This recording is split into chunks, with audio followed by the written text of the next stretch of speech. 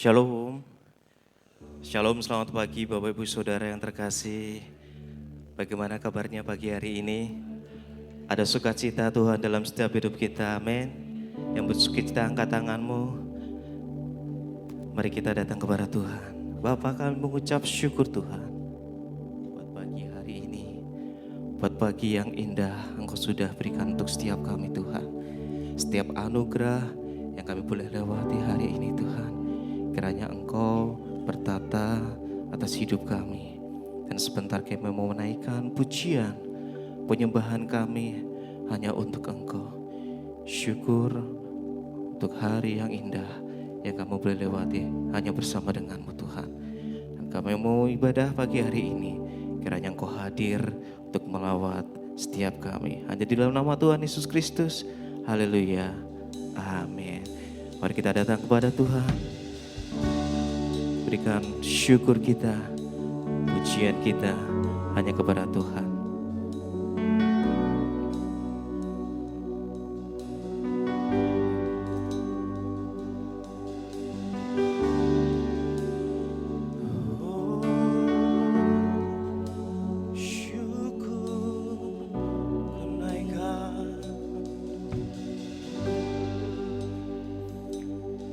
Saat indah ku berhadapan denganmu, memandang wajahmu, Yesus kekasih jiwaku.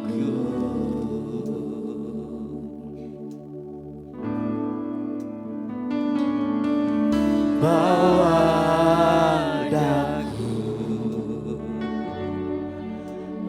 erat dalam pelukanmu,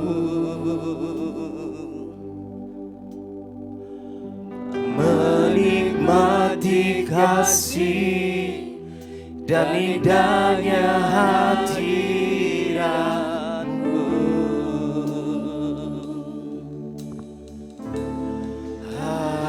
Hadiratmu Tuhan, ku rasakan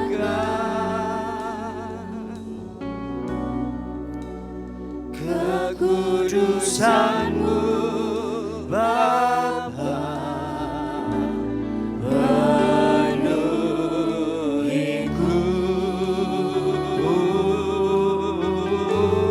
Ku rindu selalu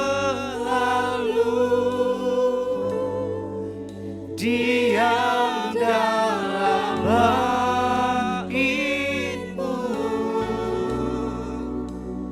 menikmati kasih anugerah-Mu.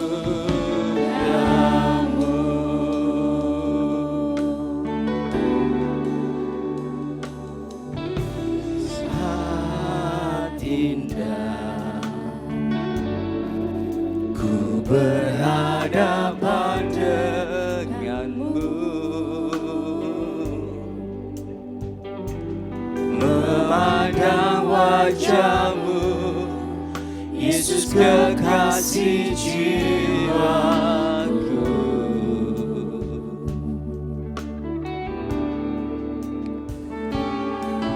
Bawa daku erat dalam pelukan-Mu, menikmati kasih dan indahnya hadirat-Mu.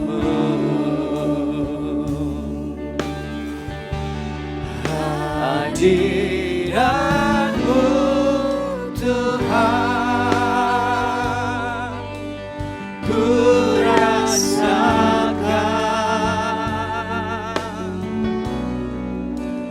kekudusan-Mu Bapa, penuhiku.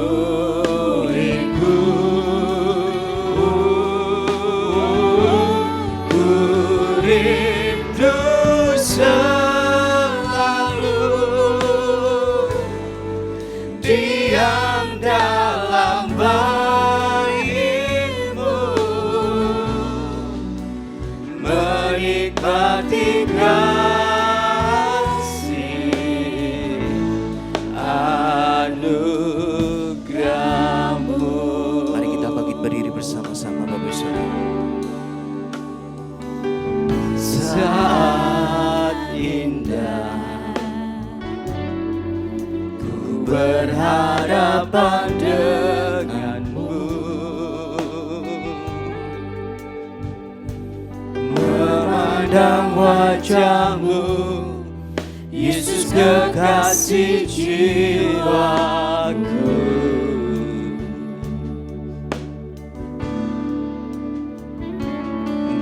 Bawa daku erat dalam pelukanmu,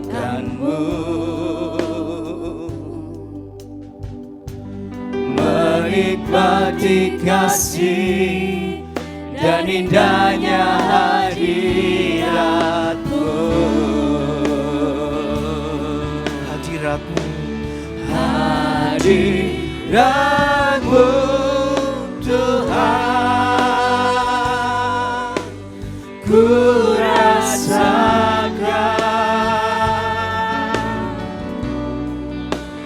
kekudusan-Mu Bapa, penuhiku,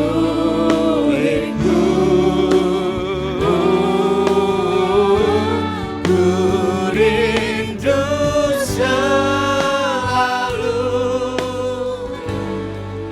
diam dalam baitmu,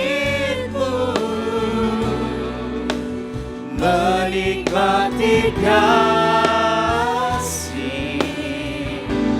anugerah-Mu. Hadirat-Mu Tuhan, hadirat-Mu Tuhan, ku rasakan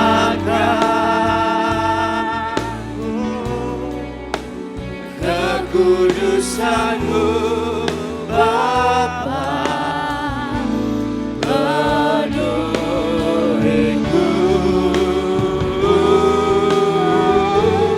ku rindu selalu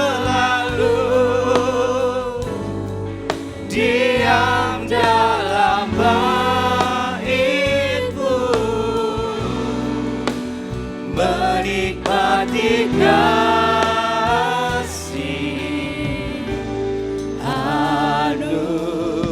anugerah-Mu. Mari angkat tanganmu, katakan hadirat-Mu Tuhan, ku rasakan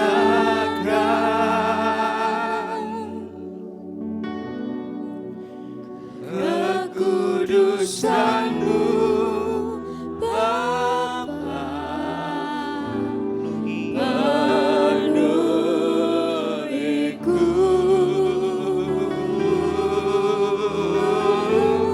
ku rindu selalu diam dalam baitmu, menikmati kasih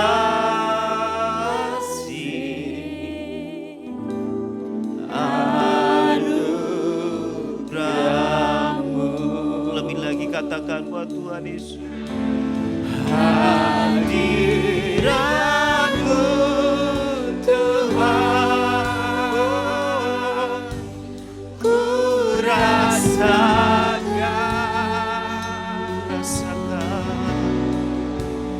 kekudusan-Mu Bapa, penuhiku,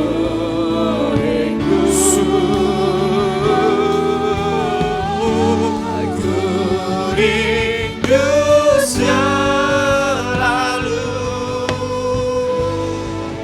diam dalam bait-Mu,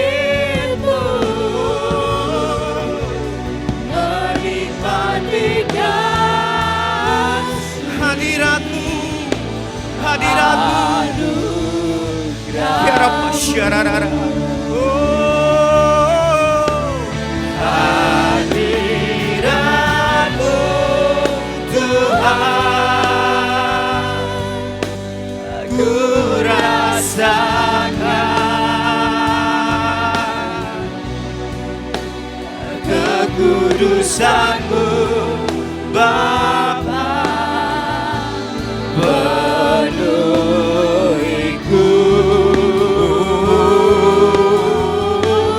ku rindu selalu diam dalam bait-Mu, menikmati kasih anugerah-Mu, menikmati kasih-Mu Tuhan, menikmati kasih anugerah-Mu, menikmati kasih-Mu, menikmati kasih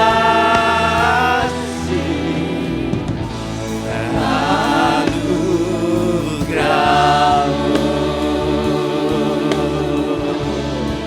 ku nikmati kasih-Mu, ku nikmati kasih-Mu Tuhan, bersyukur, ku bersyukur. Oh, ya Rabb syara, ya Rabb syara,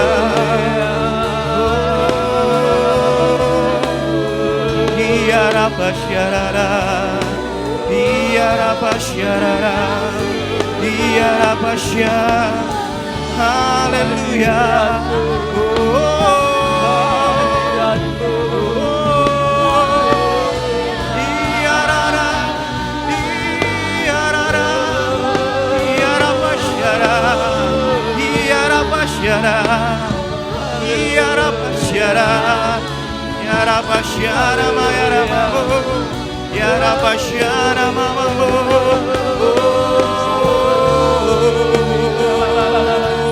Haleluya. Haleluya.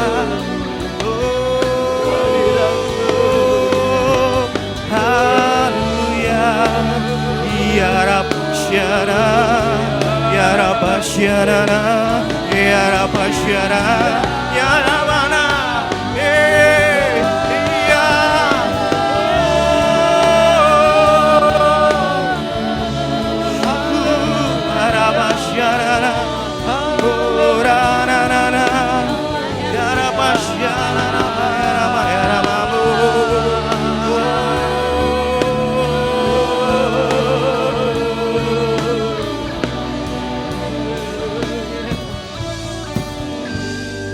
Sungguh kami mau menikmati hadirat-Mu Tuhan di tempat. Terima kasih buat kasih, pengorbanan-Mu untuk setiap kami Tuhan. Thank you Jesus. Saat ini kami datang dalam hadirat-Mu. Kami hadir untuk kami boleh memuji dan menyembah-Mu Tuhan. Kau tahu Kau ada di tempat ini. Kau hadir di tempat ini Tuhan, melawat setiap kami umat-Mu. Dan kami datang membawa sukacita, kemenangan yang daripada Engkau Tuhan. Terima kasih Tuhan. Kami siap memuji dan menyembah-Mu. Hanya di dalam nama Tuhan Yesus Kristus. Setiap kita yang percaya katakan, berikan kemuliaan bagi nama Tuhan kita yang dahsyat. Haleluya. Sebab Tuhan baik. Dia sungguh baik untuk setiap kita. Amin. Haleluya.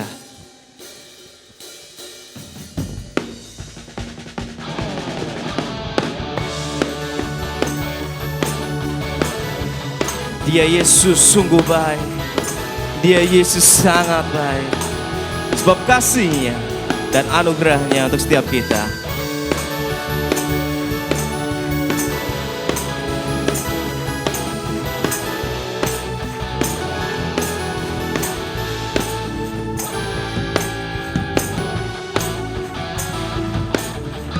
Dia mati bagiku, Dia bangkit bagiku, ya Tuhan Allah kekuatanku. Ya Tuhan, Engkau akan hidupku dipulihkan, ya Tuhan Allah kemenanganku.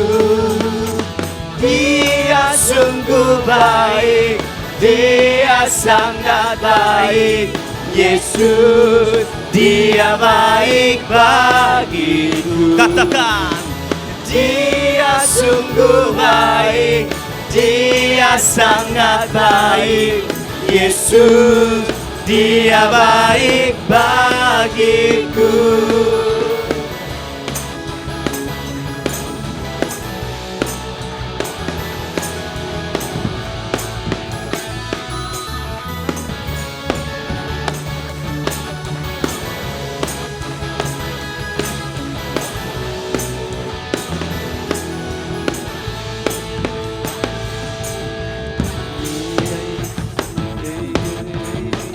Ada di dalamku, berkenan di hidupku, ya Tuhan Allah kekuatanku.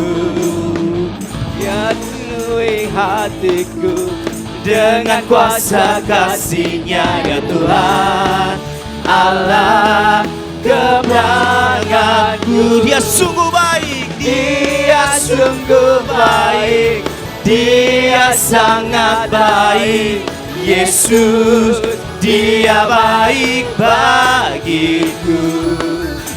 Dia sungguh baik, Dia sangat baik, Yesus, Dia baik bagiku. Sebab Dia Allah sungguh baik untuk setiap kita. Kasih-Nya ada buat setiap kita. Haleluya. He is so good. He is so good to you. He is so good to you. He is so good to me. Jesus, He is so good to you and me. He is so good to you. He is so good to me. Jesus, He's so good to you. He's so good. He is so good to you. He is so good to me. Jesus, He's so good to you and me. He is so good to you. He is so good to me. Jesus, He's so good to you and me. Jesus, He's so good to you and me. Jesus, He's so good to you. He's so good to me. He's so good to you and me.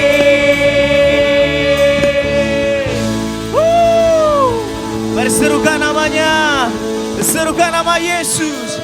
Haleluya.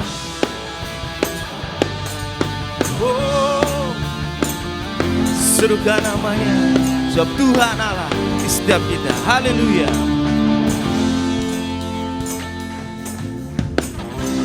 Tuhanku maha besar, Tuhanku maha kuasa, Raja segala raja. Dia takkan tergoyahkan, Dia takkan terkalahkan, Dia hidup dan berkuasa. Serukan namanya, Yesus Tuhan Raja. Segala kuasa tunduk dalam namanya. Dia luar biasa, perkasa mulia, Yesus nama di atas segala nama.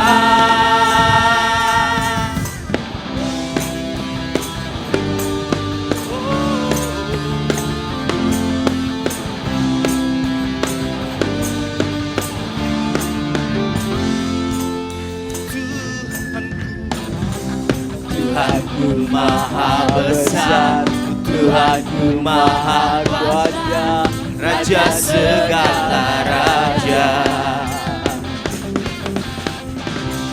yang takkan tergoyahkan, yang takkan terkalahkan, Dia hidup dan berkuasa.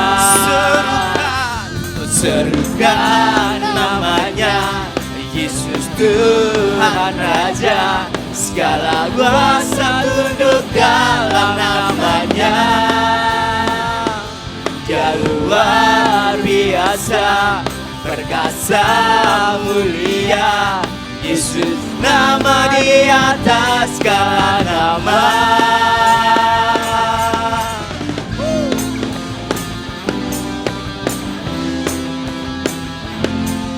Haleluya, sungguh baik.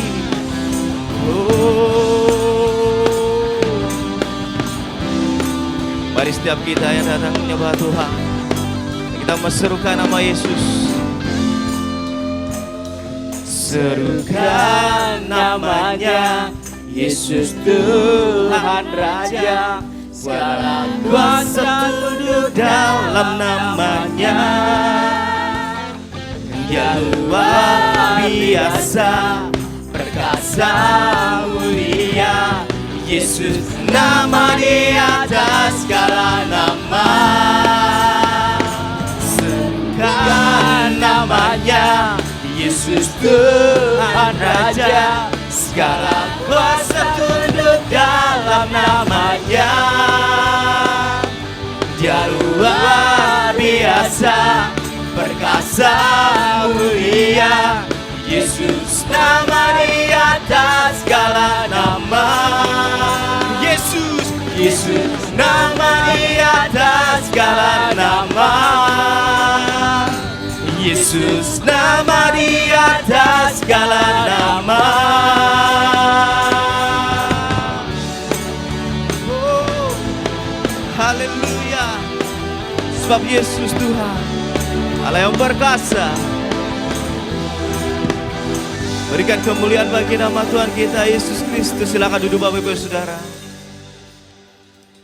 Dan setiap kita yang bernafas boleh memuji nama Tuhan. Sebab Tuhan layak kita boleh tinggikan, kita agungkan. Haleluya.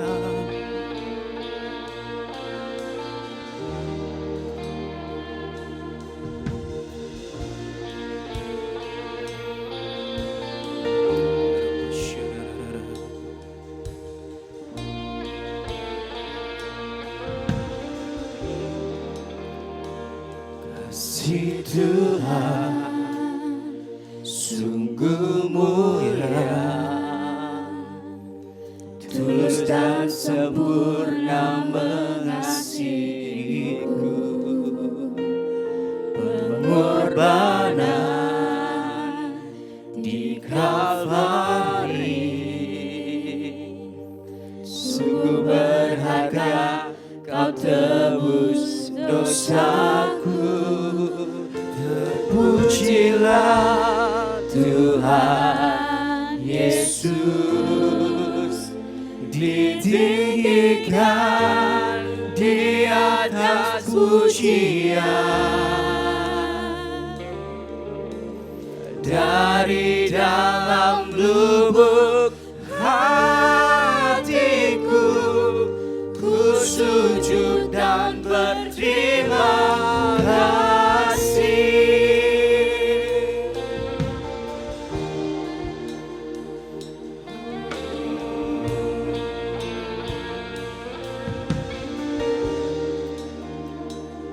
Kasih Tuhan tak bersyarat, tak seperti cinta yang ada di dunia selalu memberi lebih dari yang layak ku terima di hidupku. Terpujilah Tuhan Yesus, ditinggikan di atas pujian. Dari dalam lubuk hatiku, ku sujud dan berterima kasih. Terpujilah Tuhan Yesus, ditinggikan di atas pujian. Dari dalam lubuk hatiku, ku sujud dan berterima kasih. Salibmu,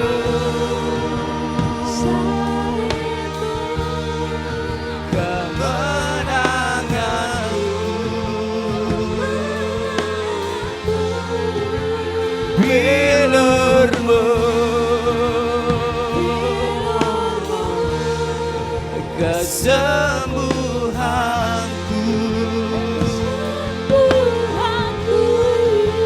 salibmu, kemenanganku, bilurmu. Mari kita angkat berdiri bersama-sama, saudara. Datang kepada Tuhan. Biar kesembuhan itu terjadi pada setiap.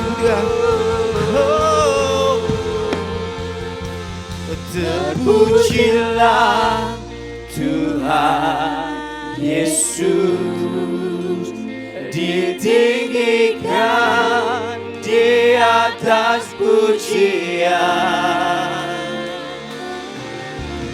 Dari dalam lubuk hatiku, ku sujud dan berterima kasih.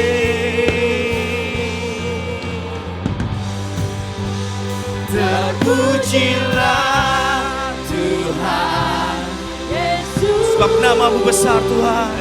Kau yang layak kami puji, kami sembah.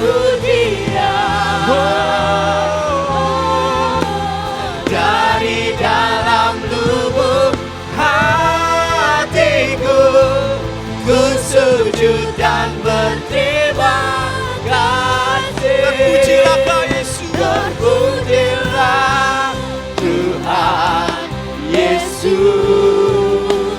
ditinggikan di atas pujian. Dari dalam lubuk hatiku, ku sujud dan berterima kasih. Terpujilah Kau, terpujilah Tuhan Yesus, ditinggikan di atas pujian. Dari dalam lubuk hatiku, ku sujud dan berterima kasih. Dari dalam lubuk hatiku, ku sujud dan berterima kasih. Dari dalam lubuk hatiku, ku sujud dan berterima kasih.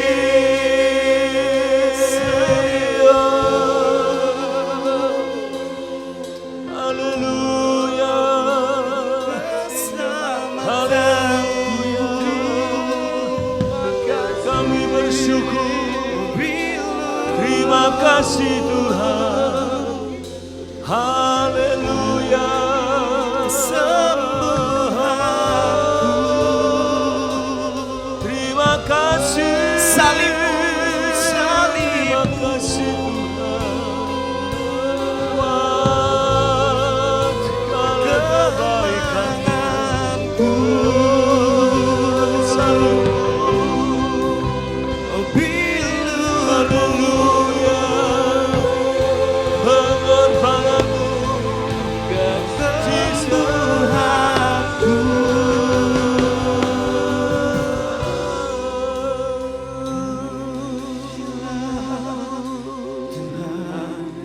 Yesus ditinggikan di atas pujian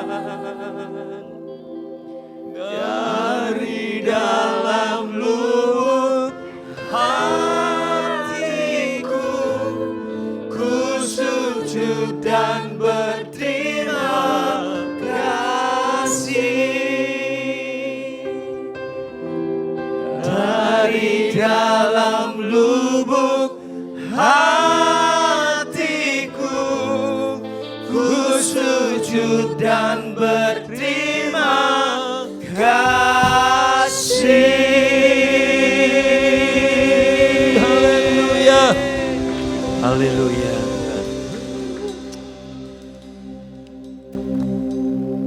Biarlah sungguh dari dalam hidup kami Tuhan, ada ucapan syukur dan terima kasih buat segala hal yang Tuhan sudah kerjakan dalam kehidupan kami. Pengorbananmu di kayu salib Tuhan. Kesembuhan, pemulihan yang Kau berikan buat setiap kami Tuhan. Hanya ucapan terima kasih yang bisa kami berikan. Dan respon kami yang benar terhadap setiap perintah-Mu Tuhan adalah ucapan kami Tuhan. Kami mengucap syukur dan kami melakukan semua apa yang Kau perintahkan atas hidup kami, karena Engkau yang berdaulat atas hidup kami, Engkau yang berkuasa atas kami Tuhan. Terima kasih Roh Kudus. Dan Engkau ada di tengah-tengah kami. Dan kami siap Tuhan untuk menerima apa yang Kau mandatkan buat setiap kami Tuhan. Kau berbicara buat kami. Roh Kudus terus bekerja. Dan tidak ada yang pagi ini yang tidak mendapat apa-apa pulang. Dan biarlah Roh Kudus terus menguasai hati, pikiran, jiwa, roh kami Tuhan. Berbicara Roh Kudus. Urapi setiap kami, urapi hamba-Mu yang terbatas Tuhan. Di dalam nama Tuhan Yesus kita siap dengan firman Tuhan, katakan sama-sama. Amin. Haleluya. Shalom saudara. Apa kabar? Apa kabar? I'm so blessed. Sangat diberkati Tuhan. Amin. Haleluya. Orang yang diberkati Tuhan kelihatan dari wajahnya. Coba lihat kanan kiri dulu, wajahnya gimana tuh. Penuh sukacita. Amin. Ya. Kita ada di bulan Juli. Wow, cepat sekali ya.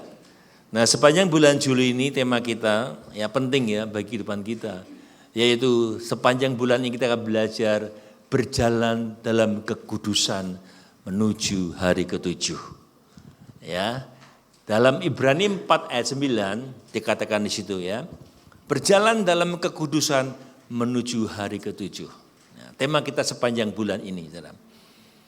Ibrani 4 ayat 9 mengatakan demikian. Jadi masih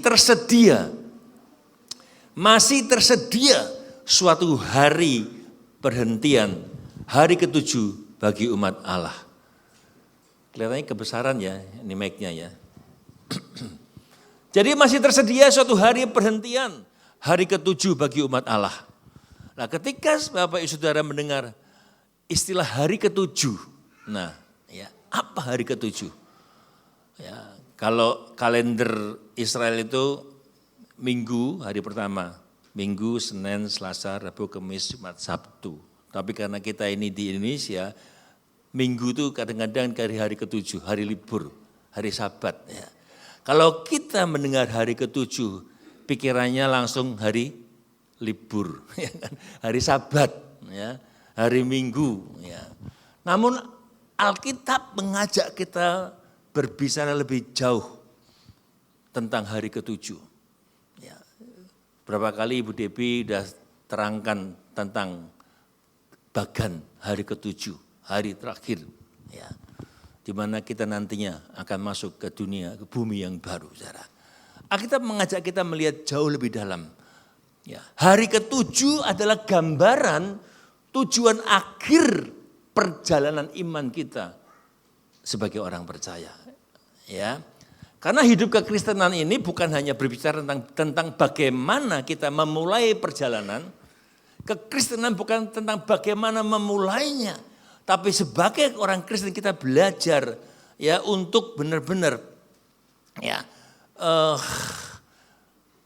bukan sekedar memulai, tapi bagaimana kita mengakhiri hidupan kita. Ya. Bagaimana kita mengakhiri masuk dalam kekekalan, itu bulan lalu ya. Bagaimana kita berjalan, bagaimana kita hidup mengakhiri dengan baik. Bagaimana hidup finish dengan well, ya, itu yang penting. Bagaimana mengakhiri hidup dalam kekekalan, saudara. Bukan hanya memulainya, saudara.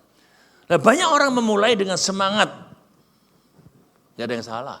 Ya. Memulai dengan air mata pertobatan, memulai dengan kasih yang berkobar-kobar, memulai dengan menyala-nyala dalam Tuhan. Tapi tidak sedikit mereka mengakhiri hidup dalam daging. Di akhir hidup mereka justru di masa tua mereka merosot imannya. Di sini nggak ada ya, semakin tua semakin kuat imannya. Amin. Ya, ya. Semakin tua semakin beriman yang luar biasa.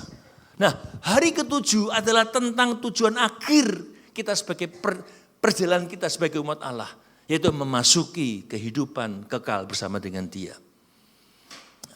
Penulis Ibrani berkata tadi, jadi masih tersedia suatu hari perhentian, hari ke-7 bagi umat Allah.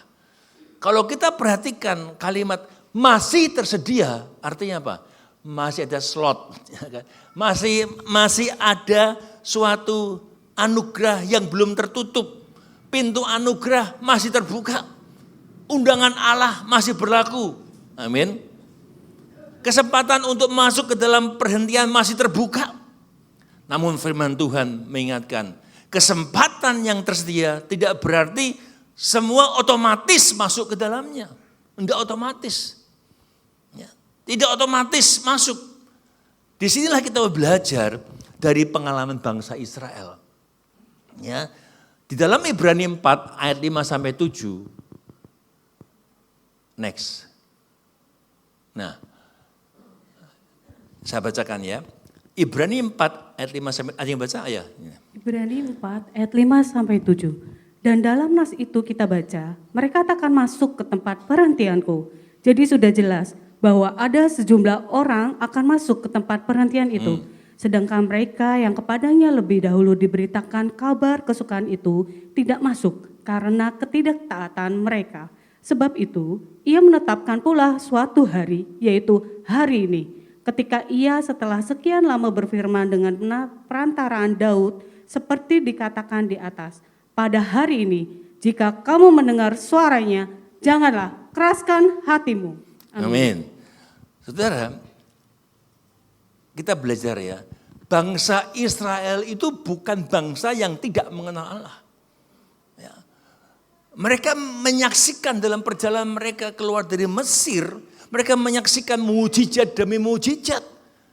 Awal mereka keluar dari Mesir, mereka melihat laut terbelah menjadi dua. Laut merah terbuka. Mereka berjalan di bawah tiang awan pada siang hari dan tiang api pada malam hari. Mereka enggak kepanasan, mereka enggak kedinginan, saudara. Ya, mereka tiap hari makan mana yang disediakan turun dari surga. Mereka haus, mereka melihat keluar dari gunung batu, saudara. Setiap hari mereka mengalami penyertaan Tuhan. Namun semua pengalaman itu ternyata tidak menjamin mereka masuk ke tanah perjanjian.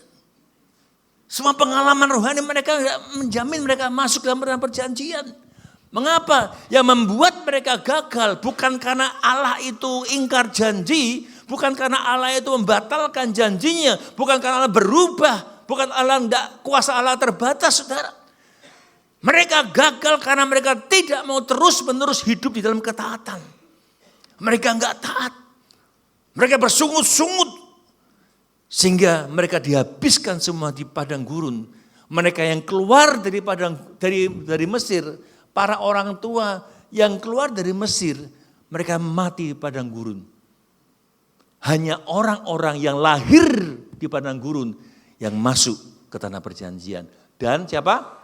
2 orang, Yosua dan Kaleb. Generasi mereka yang keluar dari Mesir mati di padang gurun karena bersungut-sungut. Sungut. Ngomong kanan kiri, ojo bersungut-sungut. Ya. Bersungut-sungut itu apa? Kudeta. Ya. Nggak terima dengan apa yang Tuhan berikan. Mereka mati di padang gurun. Ya. Makanya dikatakan tadi saudara, ya,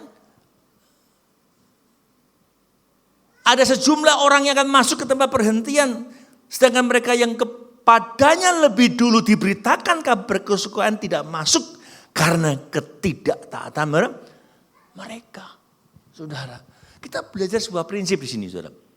Ya, pengalaman rohani tidak selalu menghasilkan kehidupan yang kudus ternyata. Pengalaman rohani kita. Seorang bisa mengalami mujizat, mengalami perjumpaan dengan Tuhan secara rohani, tapi tetap bisa hidup dalam dosa. Bisa? Bisa. Saudara, melayani Tuhan tapi tetap kepahitan. Ada pendeta yang masih kepahitan, saudara. Sini nggak ada ya. Amin. Ya, melayani tapi masih hidup dalam kepahitan. Mengetahui banyak ayat Alkitab, hafal ayat Alkitab, tapi tidak mengizinkan firman itu mengubah karakternya. Cuman tahu, tapi firman tidak mengubah dia. Ibadah rajin, tapi firman itu nggak mengubah hidupnya. Terus saja sama. Tidak pernah berubah. Dia ngomong Tuhan juga tidak pernah berubah.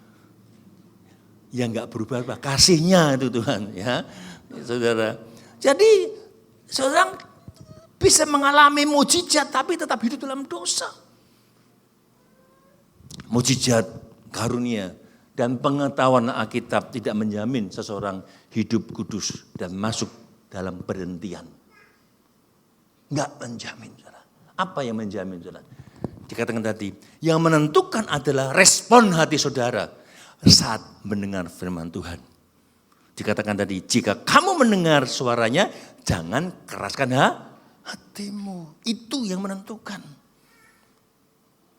Ngerti banyak tentang Alkitab, ngerti banyak tentang firman Tuhan, mengalami mujizat, mengalami perjumpaan dengan Tuhan dan bertobat.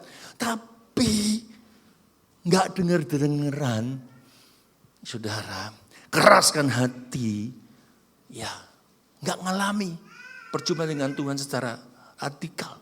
Seperti orang yang mendirikan rumah di atas pasir dan di atas apa?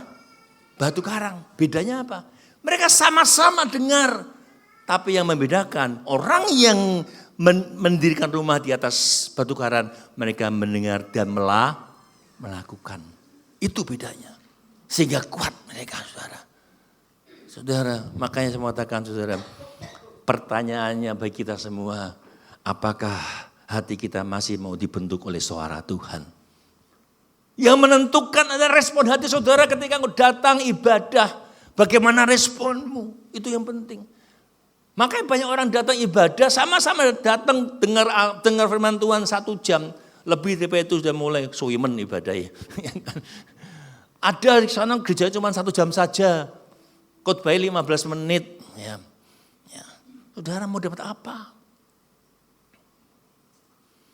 Saudara, saya mau katakan, ya, yang jadi pertanyaan, maukah kita dibentuk oleh suara Tuhan? Yang menentukan respon saudara ketika kau mendengar suara Tuhan dan dikatakan jangan keraskan hatimu. Pendeta ngomong, ada yang kepahitan, ora popo kepahitan. Nah, itu kan mengeraskan hati, saudara. Ya, mengeraskan hati, saudara. Banyak orang yang rajin ibadah, rajin mengikuti persekutuan, rajin melayani, tapi hidupnya enggak berubah. Di sini enggak ada ya. Hidupnya berubah. Ibadah, datang melayani, tapi hatinya atos. Keras. Hatinya masih penuh dengan batu-batu, tanah hatinya masih penuh kerikil. Enggak mau dibersihkan. Masih banyak onak, saudara. Firman hanya menambah sebagai pengetahuan. Firman belum mengubah karakter. Saya yakin di sini semua sudah berubah karakternya. Amin. Orang yang atos meneh. Amin. Semua mau dibentuk. Lewat teman, lewat para pemimpin, besi menajam dengan besi, manusia menajamkan sesamanya. Saudara, makanya supaya kita enggak lagi mengulangi kegagalan bangsa Israel. Perjalanan hidupan kita enggak berhenti di tengah jalan. Dan kita benar-benar mencapai hari ke-7 yang Allah sediakan. Hanya satu caranya, hidup dalam kekudusan. Amin. Nanti kita belajar bagaimana hidup dalam kekudusan. Saudara. Karena saya katakan, ya, tidak ada seorang pun yang dapat menikmati perhentian dengan Allah tanpa mau dibentuk menjadi kudus, saudara. Tidak ada. Sebab Allah itu kudus. Hendaklah engkau sempurna seperti Allah. Saudara, itu sebabnya kita dipanggil untuk tekun menjaga kekudusan. Sebagai tema kita hari ini. Ya, makanya tema kita hari ini adalah tekun menjaga kekudusan.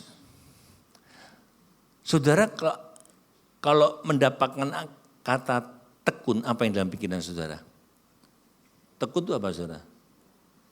Tekun itu terus menerus. Batu yang terus air netes di satu titik yang sama, lubang lama-lama saudara. Tekun itu terus menerus. Kata ini penting. Kekudusan bukan pengalaman sesaat saudara. Kekudusan adalah perjalanan hidupan kita setiap hari. Perjalanan yang berlangsung setiap hari terus menerus sampai masuk dalam kekekalan. Kita belajar. Setiap hari saudara diperhadapkan dengan pilihan. Tadi pagi saudara ada pilihan mau berangkat atau enggak, ya kan? Pakai baju apa ini? Ya, pakai baju putih atau hitam, ya kan? Setiap hari kita dihadapkan dengan pilihan, apakah aku mau mengikuti kehendaknya Tuhan atau kehendakku. Setiap hari. Apakah Kristus benar-benar menjadi raja atas kehidupan saudara? Selama kita masih hidup, pertanyaan ini akan terus muncul setiap hari. Ya. Dan setiap hari kita akan terus menerus mengambil keputusan. Setiap hari. Setiap hari kita pasti mengambil keputusan. Saudara enggak ngambil keputusan pun itu sebuah keputusan. Jadi setiap hari kau mengambil keputusan. Saudara. Makanya kekudusan itu membutuhkan ketekunan. Saudara, jika hari ini saudara diajak, yuk hari ini kita piknik ke Sarangan. Gimana bilang saudara? Mangkat, gas. Apakah saudara bisa berkata nanti setelah ibadah baru kita berangkat? Gitu bisa? Bisa enggak? Tadi pagi gas gitu kan? Ya, enggak ya saudara? Ya, saudara, kita belajar saudara. Ya. Maka tujuan khotbah hari ini adalah bahwa kita belajar untuk terus-menerus menjaga dan menahan diri dari hal-hal yang tidak kudus. Tekun menjaga kekudusan. Nah kita akan belajar kita akan eksposisi di Imamat 23, 1-3 dan nanti akan baca juga di Wahyu 14. Tapi kita baca di Imamat 23 dulu saja. Imamat 23 ayat 1 sampai dengan 3. Ya. Tuhan berfirman kepada Musa, berbicaralah kepada orang Israel dan katakan kepada mereka, hari-hari raya yang ditetapkan Tuhan yang harus kamu maklumkan sebagai waktu pertemuan kudus. Waktu perayaan yang kutetapkan adalah yang berikut. 6 hari lamanya boleh dilakukan pekerjaan, tetapi pada hari yang ke-7 haruslah ada Sabat, hari perhentian penuh, yakni hari pertemuan kudus. Janganlah kamu melakukan sesuatu pekerjaan, itulah Sabat bagi Tuhan di segala tempat kediamanmu. Amin. Saudara, ini kok bunyi-bunyi terus ada yang HP gitu? Bunyi-bunyi terus, betul? Tidak apa ya. Jadi tekun menjaga kekudusan dimulai ketika Tuhan menjadi otoritas tertinggi kita, saudara. Jadi kekudusan dimulai ketika Tuhan menjadi otoritas tertinggi. Kalau kita baca dari Imamat 23, 1-3 tadi, di dalam ayat 3 mengatakan, 6 hari lamanya boleh dilakukan pekerjaan, tetapi pada hari yang ke-7 haruslah ada Sabat. Harus ada Sabat dikatakan. Hari perhentian penuh, yakni hari pertemuan kudus. Janganlah kamu melakukan sesuatu pekerjaan, itulah Sabat bagi Tuhan di segala tempat kediamanmu. Sebelum Tuhan memberikan aturan mengenai hari-hari raya dikatakan tadi, ya, katakan hari raya, ia terlebih dahulu menetapkan Sabat. Kenapa? Karena Tuhan ingin meletakkan suatu fondasi yang benar. Sebelum umat Tuhan merayakan hadiratnya, merayakan hari-hari kudus, ya perayaan Paskah, perayaan Pondok Daun dan sebagainya, saudara. Mereka harus belajar hidup di bawah otoritas, di bawah pemerintahan Allah. Sabat apa, saudara? Sabat adalah pengakuan bahwa Tuhan berdaulat atas kehidupan kita. Sabat itu memiliki arti berhenti, beristirahat, berhenti. Tapi bukan sekedar aturan untuk enggak bekerja, berhenti, bekerja, enggak sebenarnya, saudara. Sabat adalah pengakuan iman bahwa Tuhan adalah pemilik waktuku, Tuhan adalah pemilik pekerjaanku dan masa depanku. Itulah Sabat, saudara. Menjadikan dia sebagai otoritas tertinggi kita. Mengaku bahwa engkau berdaulat atas hidupku. Sampai hari ini Sabat, hari Sabat masih diberlakukan di Israel, saudara. Khususnya bagi mayoritas ortodok atau ultra ortodok itu lebih lagi, saudara. Ya, masih mereka berlakukan. Dasarnya apa? Dasarnya adalah perintah tidak bekerja di hari Sabat. Itu di Ulangan 5 ayat 12 sampai 15, Keluaran 20 juga dinyatakan demikian. Saudara, kalau saudara ke Israel, saudara, memang di daerah tertentu masih ada yang, apalagi Israel yang menganut Israel sekuler, ya, mereka menerapkan Sabat itu enggak seperti yang mereka ortodok. Di sana, saudara, kalau di hari Sabat kan Sabtu kalau Israel, ya. Ya, Minggu itu hari pertama, Sabatnya Sabtu. Makanya ada gereja yang ibadahnya Sabtu, ya kan. Tapi karena kita di Indonesia Minggu ibadah, sering mereka berkata Sabatnya hari Minggu, ya, libur. Tapi luar biasa, ya, pemerintah memberikan hari libur kita untuk ibadah hari Minggu. Hari Jumat mereka Jumatan, hari Minggu kita ibadah atau jalan-jalan? Amin. Boleh jalan-jalan, amin. Tapi setelah ibadah, amin. Amin. Ya, saudara, mereka Sabat itu sampai ada lift Sabat. Ketika masuk lift itu enggak boleh mencet lift aja, mereka enggak mencet, saudara.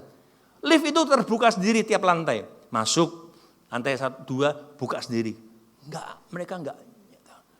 Bahkan untuk makan hari Sabat, dari Sabtu, mereka hari Jumat itu sudah masak. Dimasukkan ke pemanas yang mereka miliki, Sabtu mereka makan. Ya, itu Sabat bagi mereka, berhenti. Ya. Dan banyak toko, banyak layanan kantor tutup. Memang enggak semua, ya. Bahkan layanan transportasi enggak ada. Khususnya bagi wilayah yang sangat ortodok ketat, saudara. Tapi saya mengatakan Sabat itu bukan sekedar aturan untuk tidak bekerja.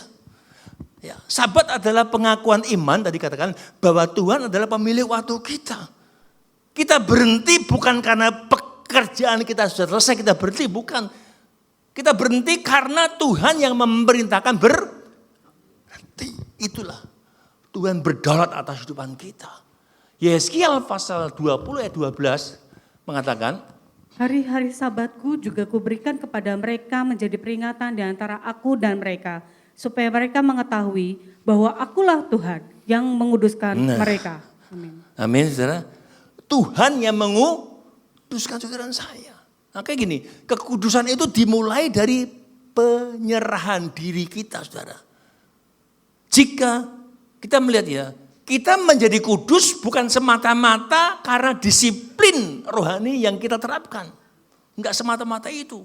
Tapi ternyata kita menjadi kudus karena Allah bekerja dalam hidup orang percaya yang bersedia menyerahkan dirinya kepada Tuhan. Saudara, kudus itu karena Tuhan yang menguduskan. Bagian kita apa? Menyerahkan diri untuk terus-menerus di dalam kekudusan. Karena akulah Tuhan yang menguduskan engkau. Allah adalah pribadi yang menguduskan. Tapi kita sebagai manusia yang harus memilih untuk taat. Amin. Allah menguduskan kita, bagian kita menyerahkan diri kita kepada Tuhan. Saya mau mengatakan anugerah Allah enggak pernah meniadakan tanggung jawab. Ya. Makanya ketika Tuhan berbicara melalui firman, selalu ada keputusan yang harus kita ambil. Kalau Tuhan berkata, jangan khawatir. Lalu kita gimana? Masih khawatir? Bagian kita ya kita enggak boleh khawatir. Kalau khawatir salah siapa? Ya, untuk jangan khawatir, ya kan? Jangan takut. Bagian kita apa? Ya kita jangan takut. Kalau takut salah siapa? Salah dewe, ya kan? Jadi anugerah itu enggak menjaga tanggung jawab kita. Ya, saudara.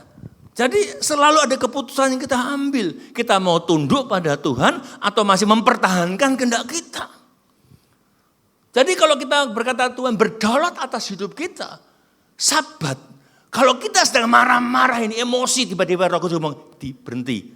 Sudah berhenti enggak? Atau terus saja. Nah kalau dia berdaulat ketika Roh Kudus ngomong stop. Kita itulah Sabat. Ya. Berhenti ketika Tuhan ngomong berhenti. Ketika kau mau berbuat dosa, mulai hal yang enggak benar Tuhan ngomong jangan. Bablas siapa enggak saudara? Berhenti, itu Sabat. Amin saudara. Ya, jadi bukan sekedar tidak bekerja. Stop ketika Tuhan ngomong berhenti. Ya. Lampu merah, jalan atau stop. Lampu merah aja kita pergi jalan loh. Ya kan? Itu tanda. Makanya di dalam ayat 3 tadi katakan apa? 6 hari lamanya boleh dilakukan pekerjaan. Tetapi pada hari yang ke-7 haruslah ada Sabat, hari perhentian. Ya ini pertemuan kudus. Jangan kau melakukan pekerjaan, itulah Sabat bagi Tuhan. Saudara, selama 6 hari bangsa Israel bekerja. Selama 6 hari selama kita bekerja, selama 6 hari bangsa Israel bekerja, mereka bercocok tanam, mereka berdagang, mereka menggembalakan ternak, membangun rumah, mereka ngurusi keluarga.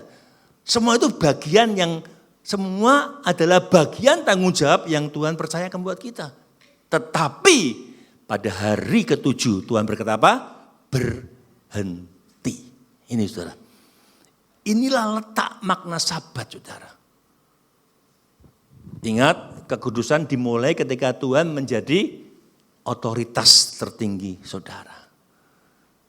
Apakah Tuhan tetap menjadi otoritas tertinggi saudara? Itu menjadi pertanyaan. Saudara. Kekudusan selalu dimulai ketika Kristus benar-benar menjadi raja atas hati kita. Tuhan harus benar-benar menjadi pusat kehidupan kita. Saudara, banyak orang mencari berkat, mencari mujizat. Tidak ada yang salah.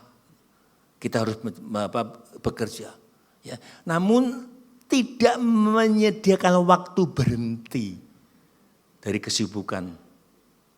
Kerja, tapi lupa memberi waktu berhenti dari kesibukan untuk mendengar suara Tuhan tadi.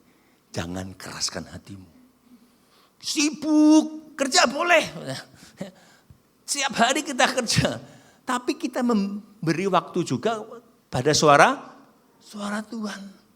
Saudara, kalau engkau berkata dia berdaulat atas hidupmu, atas pekerjaanmu, atas masa depanmu, ya apa yang engkau dapatkan itu karena Tuhan. Susah payahmu enggak akan menambahi. Bukannya engkau enggak boleh bekerja. Bekerja, kalau enggak kerja jangan makan kan, Tuhan ngomong demikian. Tapi engkau harus memberikan waktu di tengah kesibukanmu, Sabat mendengar suara Tuhan.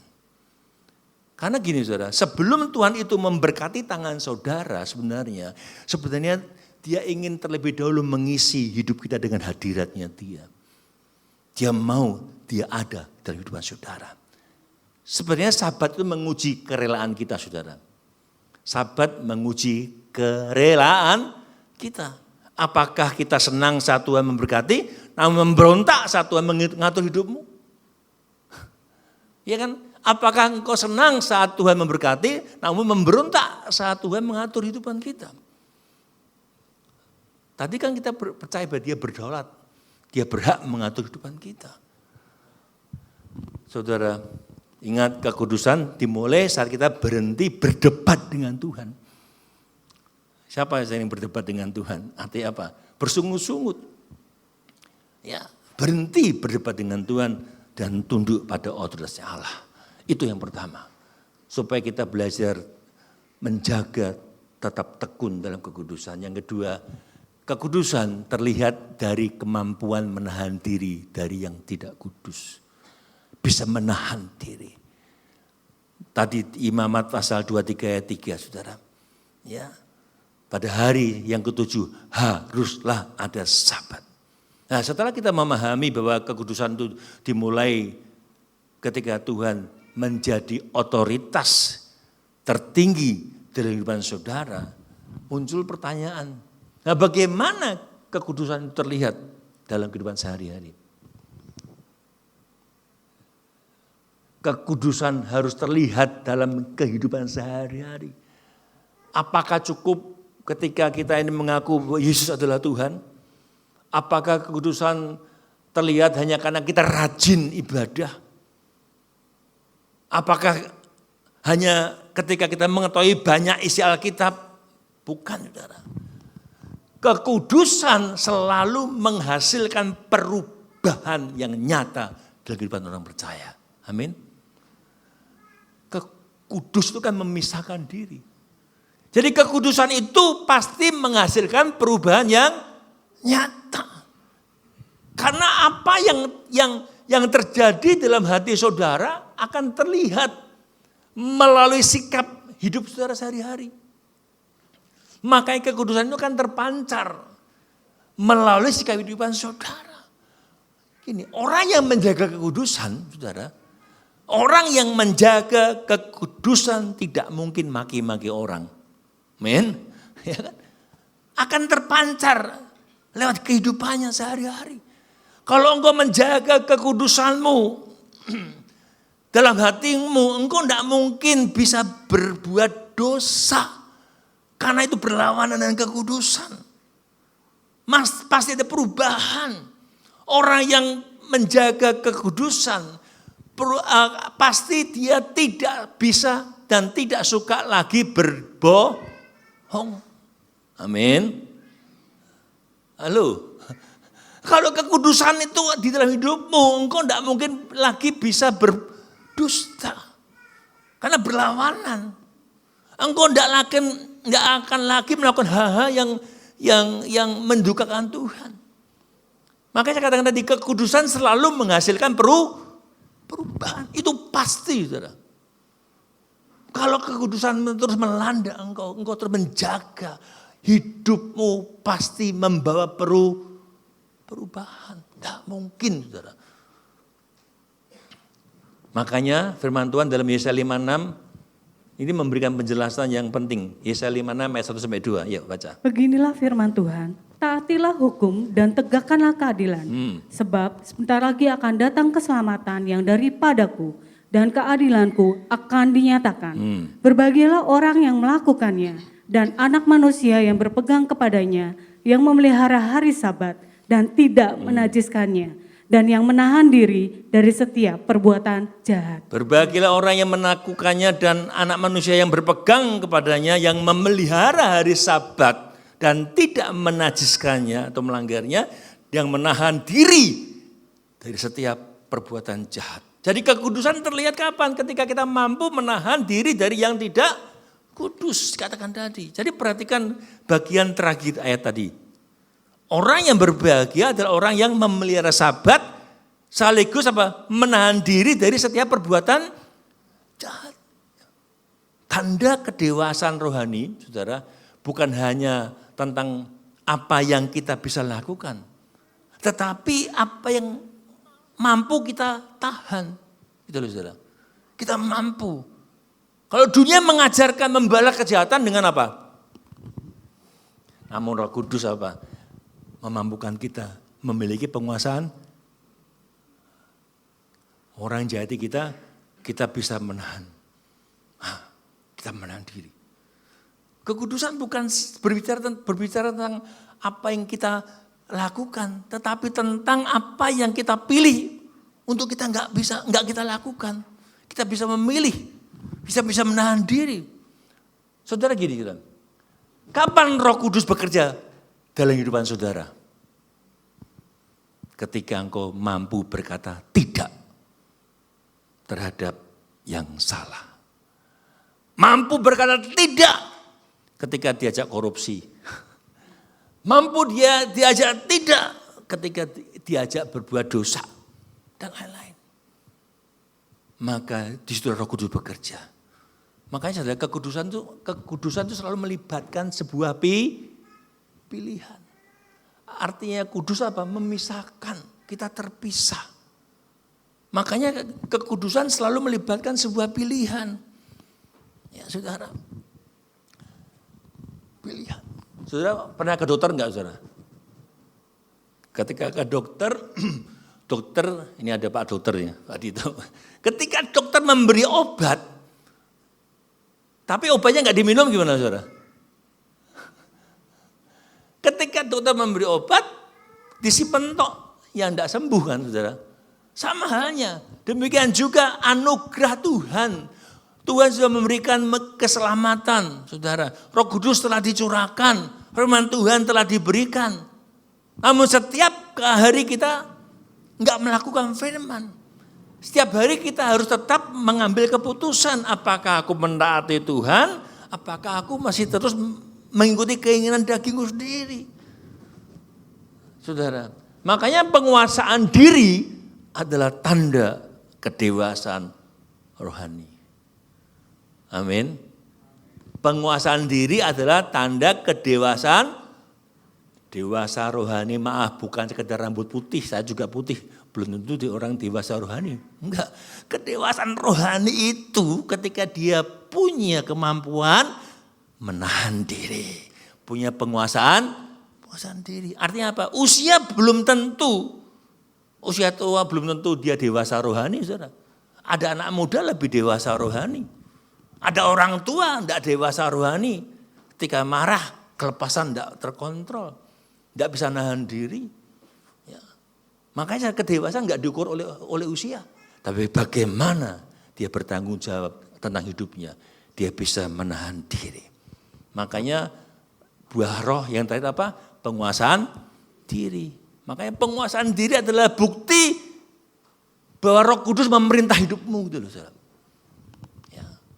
Kalau engkau diperintah oleh Roh Kudus, berarti itu benar-benar bukti bahwa kita bisa menguasai diri.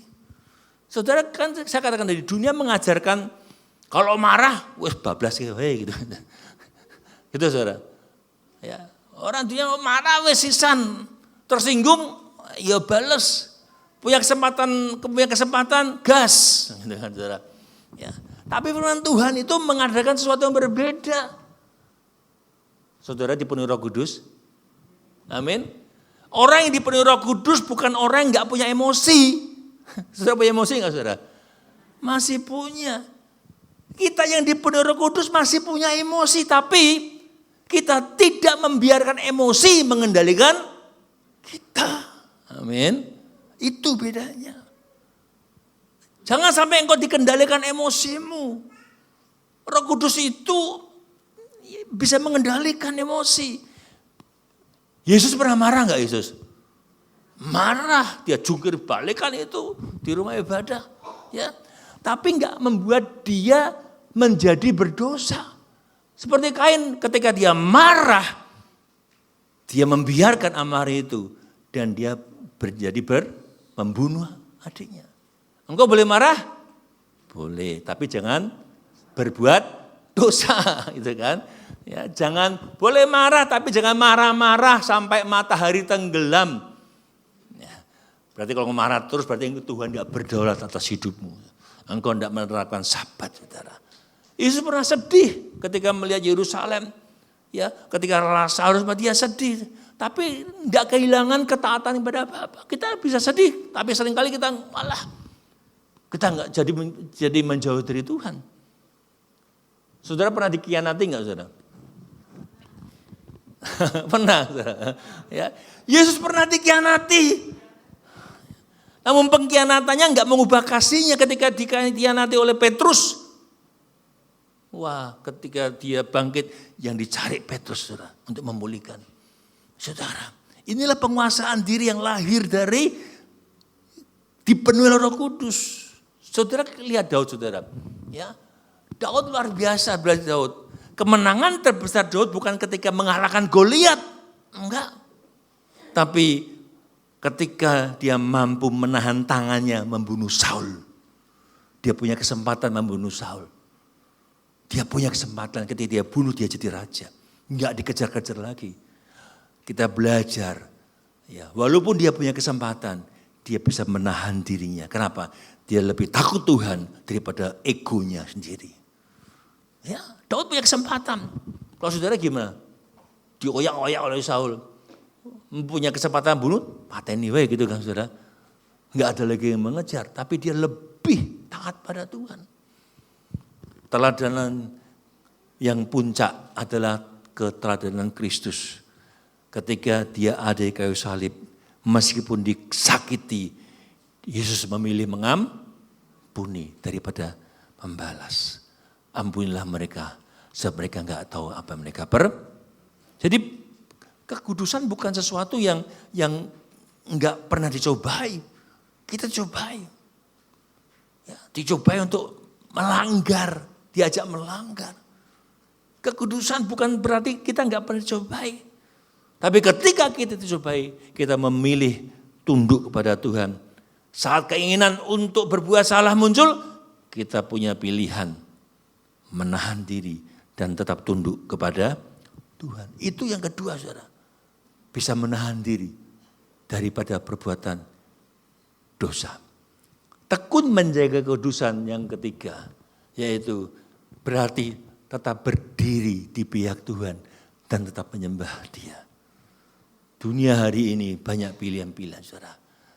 Kalau kita lihat Wahyu, tidak usah kita baca, ya, karena panjang. Wahyu ditampilkan saja, Wahyu 14 ayat 6-13, saudara, enggak usah baca. Ya, saudara baca di rumah nanti ya, saya akan cuplik-cuplik saja.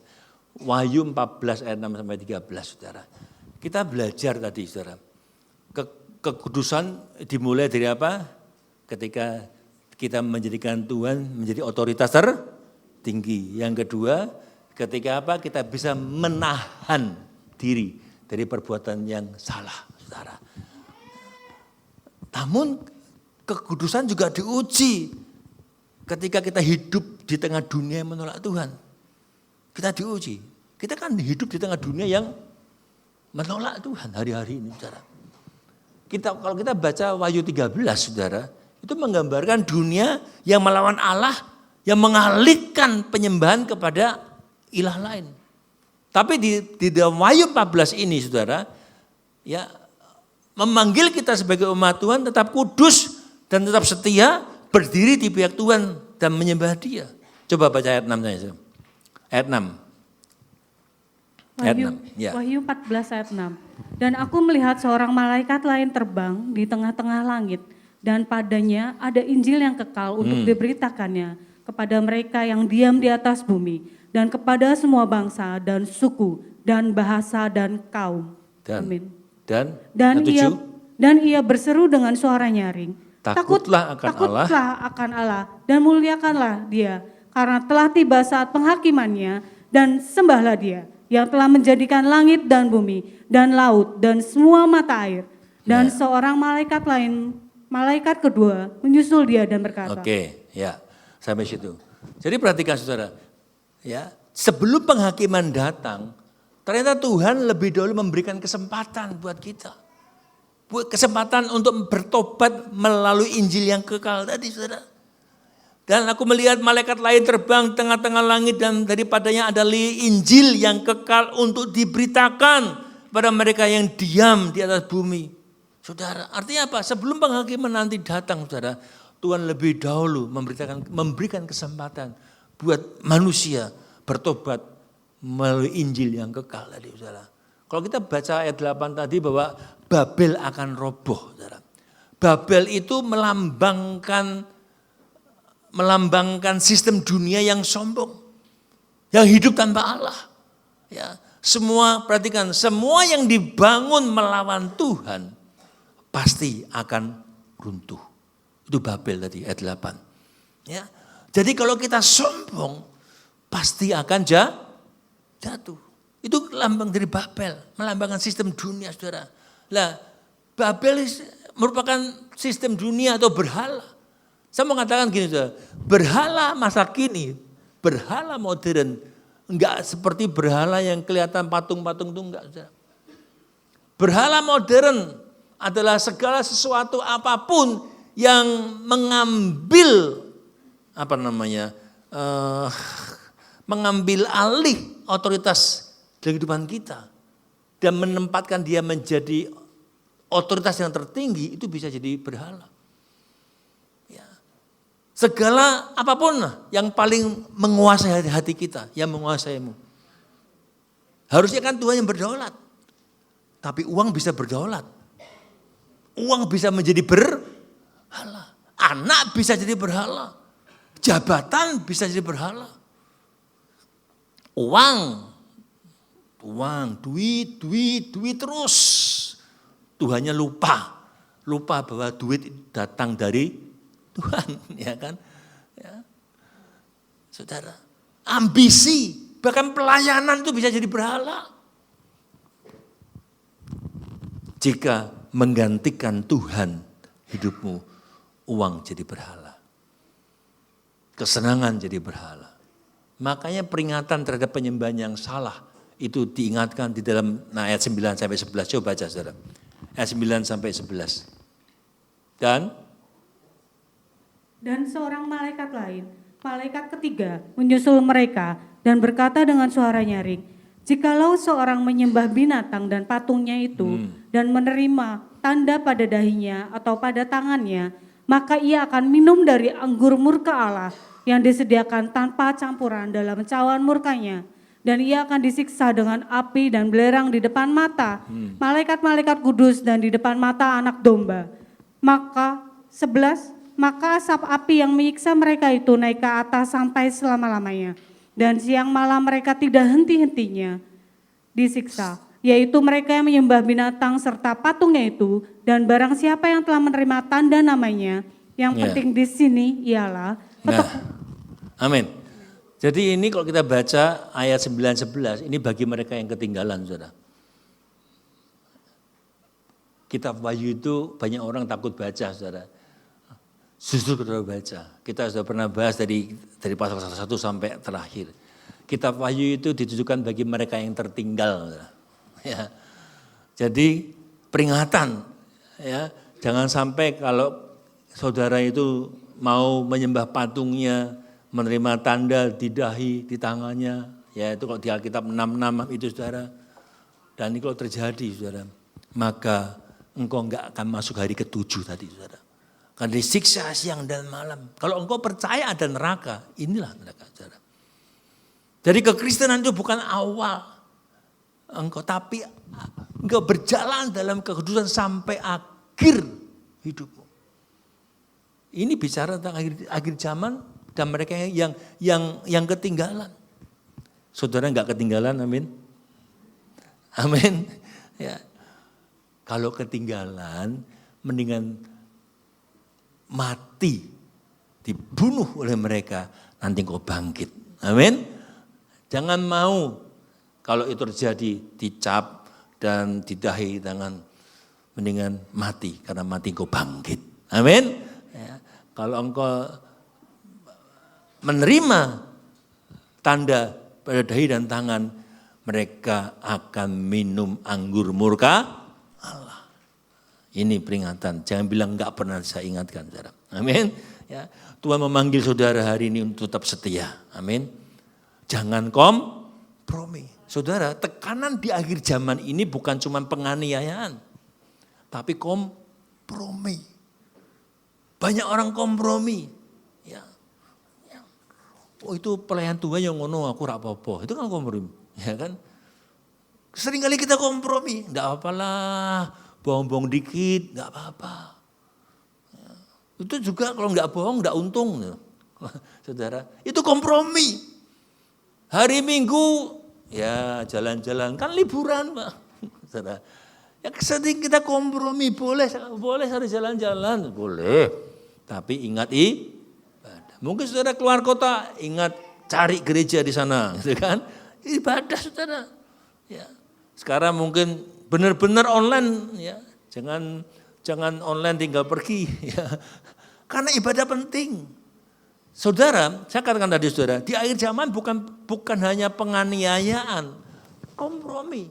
Saudara, sedikit kompromi kalau engkau biarkan, akhirnya menghancurkan hidup rohani. Saudara. Sedikit kompromi kalau dibiarkan terus-menerus, saudara. Bablas saudara.